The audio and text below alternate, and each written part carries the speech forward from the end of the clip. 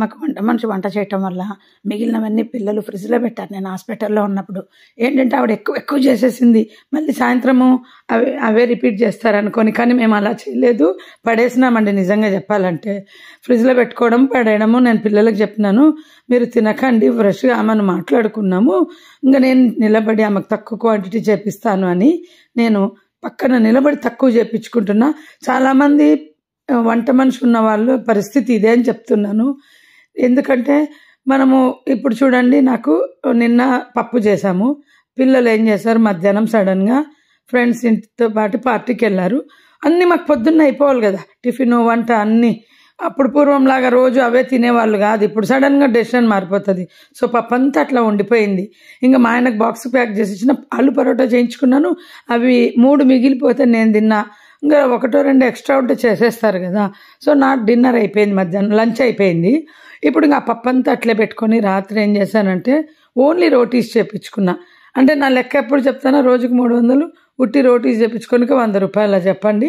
అందుకని ఏం చేశాను, నేను ఎండు కొబ్బరి ఇచ్చి కట్ చేసి పెట్టమని, కొంచెం సరుకులు డబ్బాలో వేయమని అట్లా అడ్జస్ట్ చేయించుకున్నా. వంట మనిషి వచ్చినప్పుడు ఖాళీగా పంపకండి అని చెప్తున్నా. ఉన్నవా నిజంగా చెప్తున్నానండి. ఎవరికైతే వంట మనిషితో సుఖపడతామనుకుంటే అది తప్పు. పని మనిషినే వంట మనిషిగా మార్చుకోండి. వీలైతే మీకు ఏ రోజు కావాలో ఆ రోజు పని చేయించుకొని ఆ రోజు డబ్బులు ఇచ్చేసేయండి. అసలు ఎంత వంటలు వేస్ట్ చేస్తుంటారో అందరూ అనిపించింది నాకు. ఇప్పుడు సడన్గా గెస్ట్ వస్తారు, మళ్ళీ వంట చేయాల్సి వస్తుంది. ఈరోజు చాలా ఆమెకు నాకు డిస్టర్బెన్స్ అయింది. 6:30కు వచ్చింది. నేను అన్నాను, చూడు నువ్వు వచ్చింది 6:30కు, మళ్ళీ 7:30కు వెళ్ళాలనొద్దు, రోజు 6కు వస్తుంటే నా టైములో లేదంట, ఆమె టైంలో కరెక్ట్గా ఉందంట. నా టైం చూసి చెప్పండి. అది నేను నీ టైం ఎందుకు చూస్తాను, నా టైం చూడు పెద్దది, నీది బుడ్డి ఫోను, నీ టైంతో నాకేం పని, గొడవ గడియారం చూడు అని గొడవ చేసి ఎంట్రీ టైం చూపిస్తే కూడా నమ్మదు. లేదంట అది నువ్వు 6:30కు వచ్చినావమ్మా, పోవడం 8 అవ్వాలి చూడు, నీ పని చేసుకొని అని చెప్పిన. ఎంత అడుస్తుంది, నేను తప్పు చెప్తున్నానా అంటది.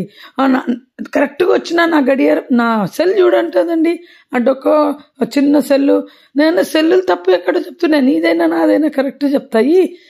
నేనేమన్నా అన్నానా ఇప్పుడు అంటది. ఆ రోజు 10 నిమిషాలు లేటుగా వచ్చి నాకు టైం అయిపోయిందన్నావు, అసలు నేను బలవంతంగా నీతో వంటలు చేయించుకు తింటున్నాను, నువ్వు చేసేవి, నువ్వు పెట్టే 1.5 టైంలో ఏం వండించుకోవాలి అంటే రేపు 2.5 గంట ఉంటాను చేయించుకోను.